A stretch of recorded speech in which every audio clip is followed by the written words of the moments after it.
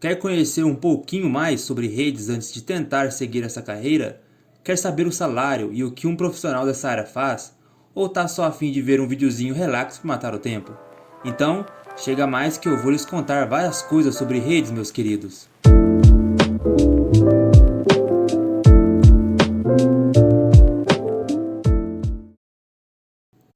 Olá, seja bem-vindo ao canal Os Guri de TI. Meu nome é Renan e irei trazer para você, estudante de informática, técnico e até você que quer conhecer um pouquinho dessa nossa área de TI, um videozinho informativo e explicativo sobre a área de redes do TI. Você sabe o que é uma rede? Se você está cursando ou já se formou na área de TI, sabe do que eu estou falando. Mas você sabe como surgiu a internet? Não? Então eu vou te contar.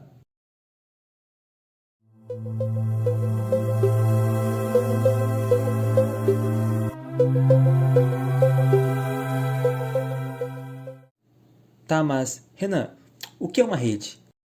Para simplificar, uma rede consiste em dois ou mais sistemas computacionais que estão conectados para compartilhar informações. Parece meio simples, né? Mas sim, basicamente todas as redes, não importa o quão complexas sejam, baseiam-se nesse princípio simples. Isso foi uma grande conquista na área das comunicações na época. Os dispositivos integrantes de uma rede de computadores que roteiam e terminam os dados são denominados de nós de rede, que podem incluir hosts como computadores pessoais, smartphones, servidores, entre outros. Esses dispositivos estão por toda parte, como em nossas casas, nas empresas e em órgãos públicos.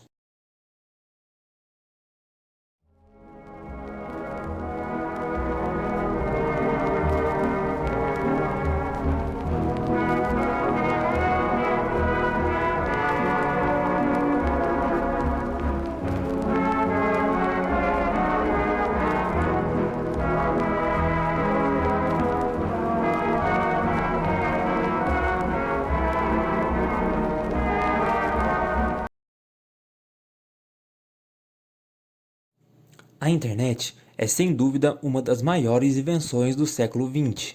Desde que surgiu, abriu as portas para novos desenvolvimentos tecnológicos que continuam avançando até hoje, transformando o modo como vivemos e nos relacionamos. Você já parou a pensar como seria viver sem internet hoje em dia? Bem ruim, não é verdade? Então vamos voltar cerca de 70 anos atrás, mais especificamente na época em que ocorreu a Guerra Fria.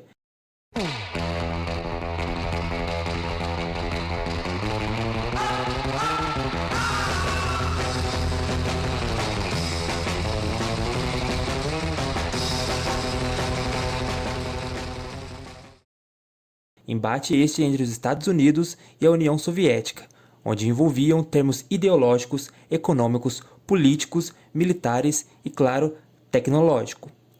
No caso de um ataque nuclear soviético, os Estados Unidos estavam interessados em encontrar a maneira de proteger suas informações e comunicações. Para resolver esse problema, foram criadas inovações que conhecemos hoje como a internet. Em 1958, um ano após o lançamento do primeiro satélite artificial da história, o Sputnik I, pela União Soviética, os Estados Unidos criaram a DARPA, a Agência de Projetos de Pesquisa Avançada de Defesa.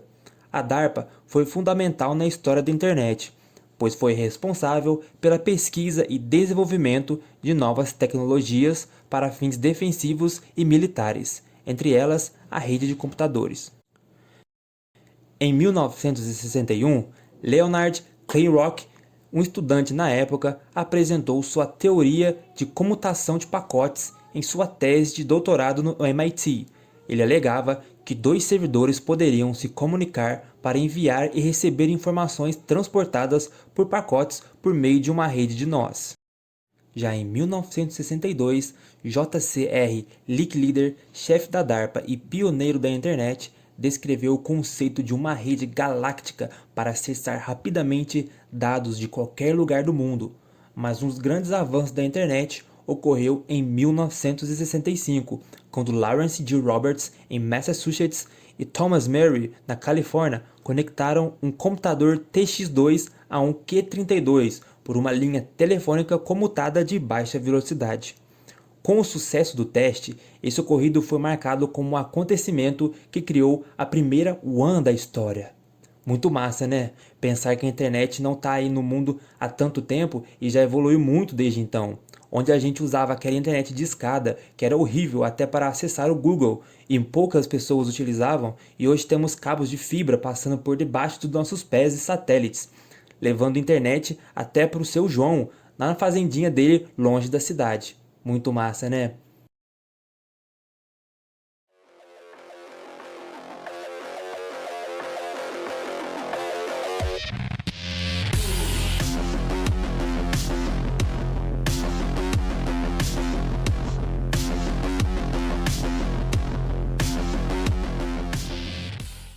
Como a internet te conecta ao mundo todo, é sempre muito importante prestar bastante atenção e agir sempre com segurança.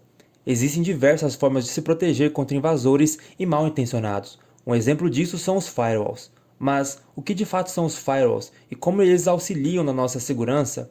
Bom, o papel do firewall é atuar analisando o tráfego, que é o caminho que a informação percorre de um ponto a outro na rede, a fim de impedir que dados não desejados consigam acesso.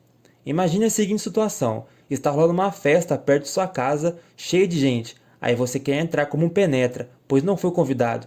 Só que quando você chega na portaria, o segurança barra você para que não consiga entrar e te diz: você não está na lista.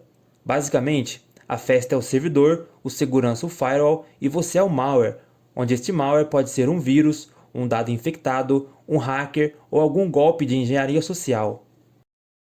Compreendendo melhor a filtragem de pacotes, ela acontece mediante as regras e instruções previamente configuradas, para que assim o seu firewall seja programado a se comportar da maneira que o administrador e o responsável pela rede quiserem. Mas quais são os perigos da internet e por que a segurança é tão importante?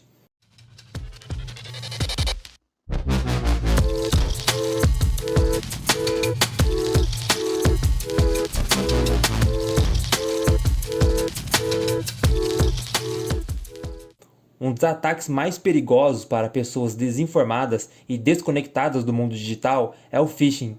Esse golpe de engenharia social é usado para enganar usuários e obter informações confidenciais, como o cartão de crédito, por exemplo. Geralmente, ocorre quando alguém distraído recebe algum link no WhatsApp, um e-mail ou até aqueles avisos em vários sites sobre: você é o visitante número 9999, clique aqui e receba um iPhone 11 Pro Max gratuitamente. Outro tipo de ataque é a instalação de vírus entrando em sites estranhos ou links desconhecidos. Para evitar esses ataques, uma rede empresarial precisa ter um pequeno trabalhador, ou melhor, uma parede de fogo. E não, eu não estou falando de uma parede em chamas na sua empresa, estou me referindo ao firewall mesmo.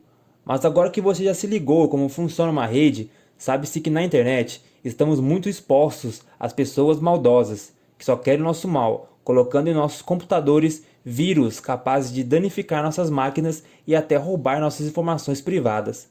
Você não quer ter aquele seu cartão de crédito clonado, não é? Não quer perder aquela conta no jogo que você joga, nem tampouco perder acesso ao seu próprio computador. É isso que o malware faz. Poxa, Renan, o que é um malware? Meu computador vai pegar um vírus e ficar doente? Como eu me protejo? Eu irei te explicar tudinho, meu amigo. Primeiramente, malware é um termo que vem da fusão da palavra malicious, malicioso em inglês, com a palavra software, servindo para definir qualquer tipo de aplicação cujo objetivo é causar danos ou qualquer tipo de prejuízo ao usuário. Portanto, é uma definição muito ampla, que serve para categorizar desde aplicativos espiões, os spywares, usados para monitorar seu comportamento na internet e roubar seus dados, até os ransomwares, que capturam o sistema, criptografam seus arquivos e exigem resgate para que você recupere acesso aos seus dados. Renan, agora que eu sei o que é um malware, isso quer dizer que qualquer malware é um vírus? Calma lá, jovem. Há uma premissa básica para diferenciar os dois termos entre si, onde todo vírus de computador é um malware, mas nem todo malware é um vírus. Vírus de computador é um termo mais antigo, da década de 90, que em geral define um grupo de pragas virtuais que tem alta capacidade de reprodução. Porém, o termo vírus vem caindo em desuso porque ele é insuficiente para classificar ameaças mais recentes. Ransomwares, worms, trojans, rootkits e adwares são todos novos tipos de pragas que têm comportamentos específicos e representam problemas diversos que vão além do que se entende por vírus. A segurança dos sistemas operacionais auxilia muito nessa parte de segurança do usuário comum, como o Windows Defender, por exemplo. Esse software, que já vem pré-instalado nos sistemas operacionais Windows, só permite que algum programa externo faça alterações no computador com a permissão do usuário.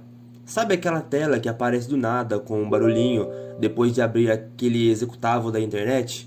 Então, isso é a tela de permissão do administrador.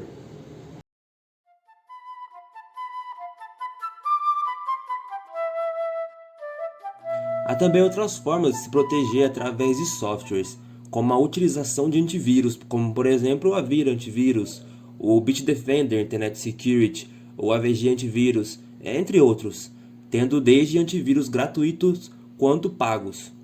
Mas tome cuidado, algo que é muito comum a respeito do usuário padrão é de querer instalar um ativador ou um crack para o antivírus, que fazem com que o mesmo se torne premium, sem nem mesmo pagar um centavo. Esse tipo de ativador pode pôr a sua máquina e seus dados em riscos, uma vez que ativadoras alteram o código desses softwares, podendo conter até alguns malwares dentro desses cracks. Então, tome muito cuidado ao querer dar uma de espertinho para ter um antivírus ou qualquer outra aplicação paga, sem gastar nenhum dinheiro, ou você pode estar caindo em uma cilada. Algumas formas de se prevenir na internet, além dos antivírus. Ações vindas de você.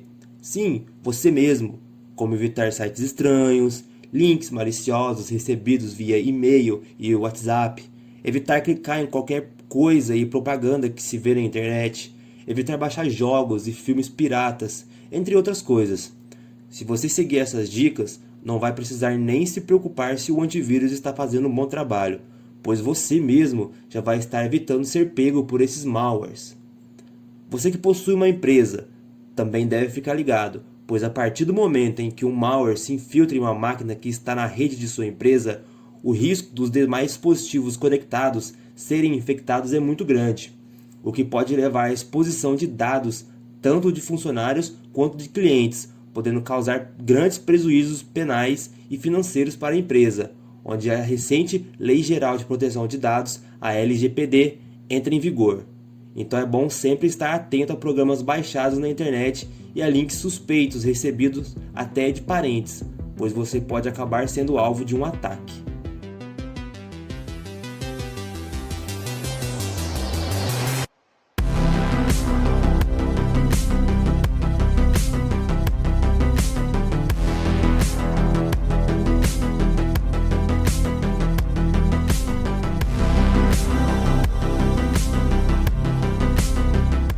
Tá, mas Renan, o que é isso de LGPD que você falou?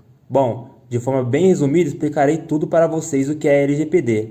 A LGPD é a Lei Geral de Proteção de Dados. Mas o que significa?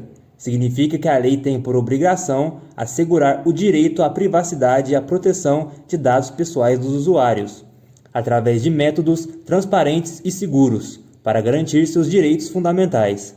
Se ela não existisse, a empresa fabricante poderia estar te espionando agora mesmo pela câmera do seu celular. Mas por que diabos essa lei foi criada? A lei federal surgiu da necessidade de estabelecer regras únicas e coerentes sobre o tratamento de dados pessoais por todas as entidades gestoras de dados. Resumindo, porque a internet não quer, caguei. Resumindo, porque a internet não é uma bagunça. Menos a Deep Web, mas isso é assunto para outra hora. E o que acontece se a empresa pisar fora da linha? Bom, nesse caso, a ANPD, Autoridade Nacional de Proteção de Dados, pode abrir um processo administrativo contra a empresa, que pode gerar vários tipos de penalizações, como por exemplo, a empresa irá receber advertências, a empresa terá a infração publicada a todos. Isso funciona como uma maneira de alertar a sociedade de que determinada empresa desrespeitou as regras, ou seja, vai jogar tudo no ventilador e explanar os BO da empresa para geral. A empresa receberá uma multa simples de até 2% do faturamento da empresa e que pode chegar a, no máximo, 50 milhões por infração. Imagina o tanto de RTX 3090 que dá para comprar com isso. Assim como multa diária, bloqueio dos dados pessoais referente à infração, eliminação dos dados pessoais referentes à infração e a proibição de atividades relacionadas a tratamento de dados, onde o indivíduo não pode mais executar tarefas que têm a ver com administração de dados. Resumindo em poucas palavras, tá banido, meu parceiro.